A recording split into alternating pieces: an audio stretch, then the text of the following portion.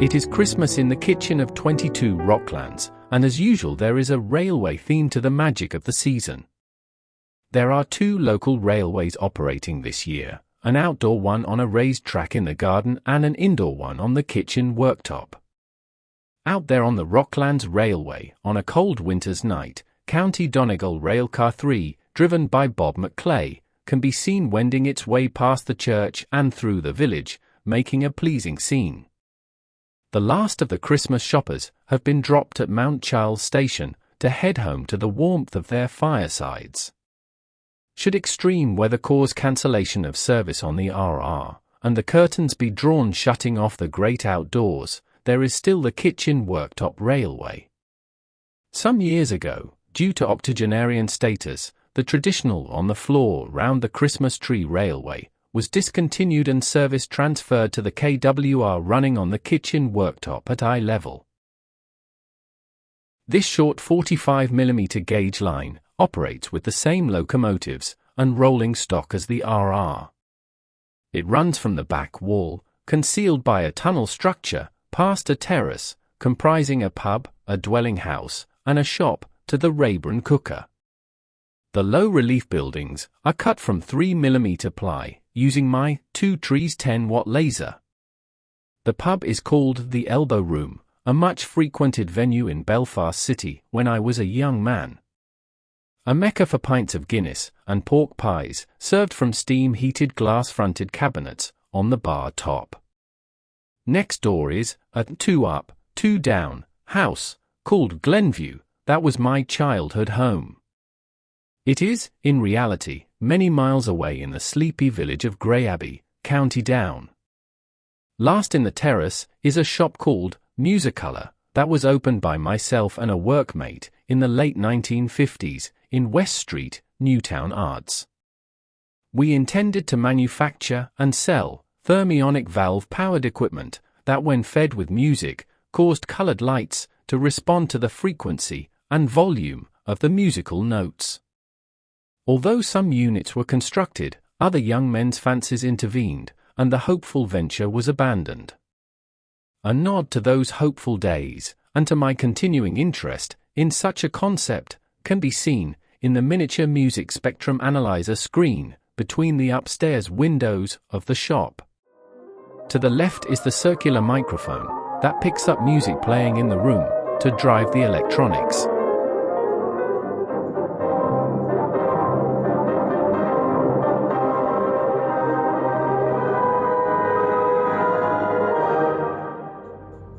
Herbie drives bat-hauling wagons loaded with Christmas trees, festive greenery, and packaged presents past the terrace. Although sometimes, if it is evening, and he is well up to schedule, he stops and enters the Elbow Room for a pie and a pint. This is quite safe, as his is the only locomotive on the KWR. One evening, close to Christmas, Herbie called into the Elbow Room for his usual. Seated at a table by the wood fire, he fell into conversation with a stranger. After a couple of pints, the tall bespectacled man, by the name of Charlie, told him a strange and ghostly tale. Charlie said that 30 or so years ago, he had lived on top of a drumlin near Annahilt. For many years, he had been building garden railways as a hobby. He had constructed a number of miniature locomotives to run on his own and other tracks, and had even written several books on his activities. He often travelled to the Folk and Transport Museum at Cultra, where there was an extensive miniature railway. Herbie, a full-size locomotive driver himself, was very interested in all this, and listened avidly, stopping Charlie occasionally to purchase another round of Guinness. Charlie recharged with another libation, stared into the fire, and continued. He said he went to Cultra most weeks, and one Saturday, Christmas Eve, he decided to make the trip, even though there had been strong winds and driving snow the night before, and the lane was like a glacier at the steepest part down to the road. Little traffic was encountered on the way, and the lure of good comradeship around the clubhouse smoky fire, and the car heater, kept concerns about the conditions at bay. Approaching the museum turn-off, Charlie struggled to retrieve the wallet from his hip pocket and extracted the valuable entry pass, printed in the color of the year, soon to be gone. However, the way was blocked, not by a security man in his hut, but a huge redwood tree, of many summers, lying across the drive. The wind had been the culprit, and a museum official, wielding a chainsaw, was attempting to clear the way, and perhaps get a few Yuletide logs.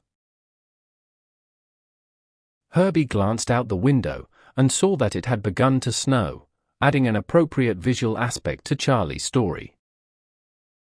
Through the murk of a winter's afternoon and a maze of branches, he discussed the lack of access, and for once, the treasured pass was of no avail to allow the car to pass.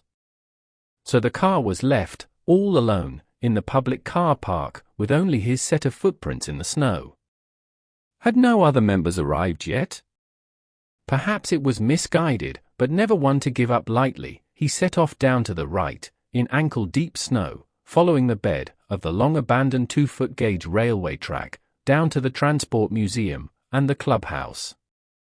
The afternoon gloom deepened as he progressed.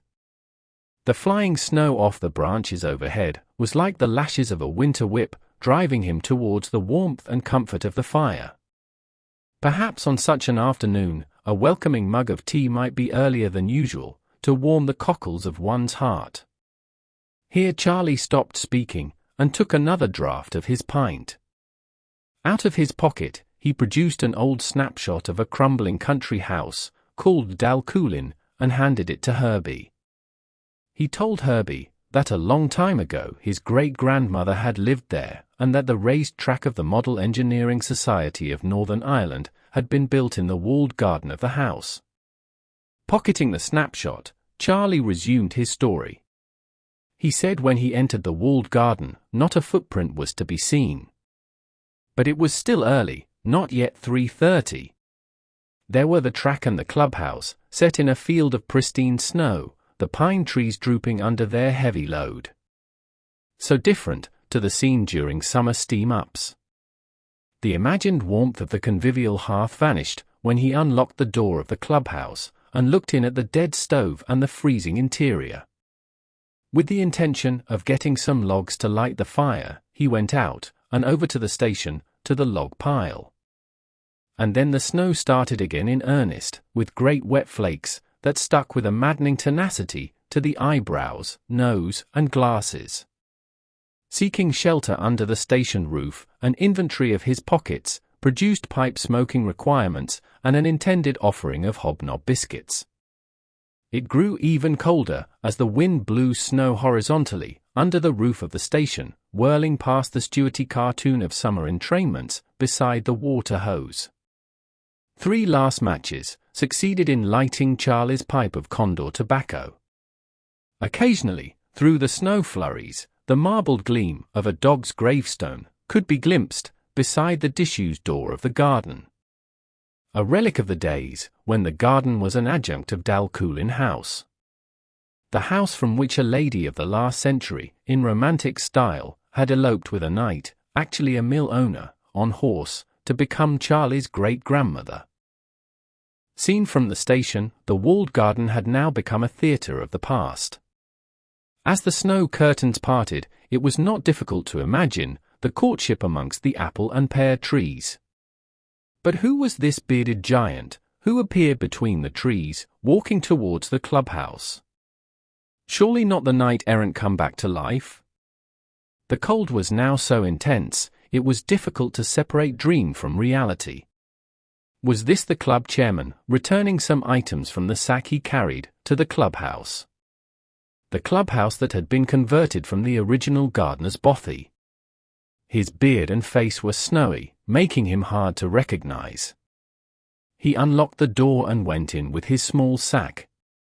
As Charlie approached, still some distance away, he came back out and called rather indistinctly that no one would be down today as they were all Christmas shopping. Then wishing me a Merry Christmas, he left.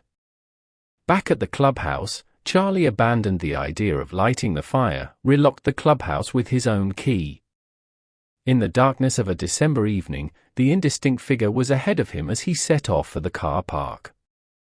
An intense flurry of snow occurred at the railway footbridge. After it passed, and he could see clearly again, the snowy surface was unmarked. He was now alone.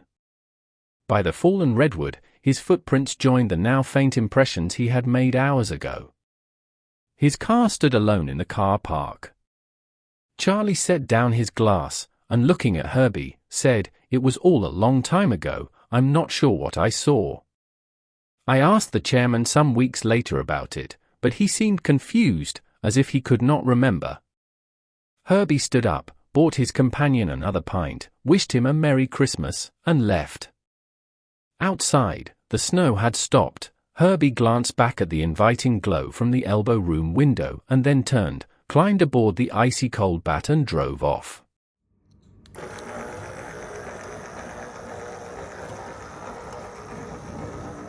Viewed from an armchair beside the Rayburn cooker with a pint of summer hedge-conditioned beer to hand, the Rocklands or the kitchen worktop railway surely create a suitable ambience for a Merry Christmas.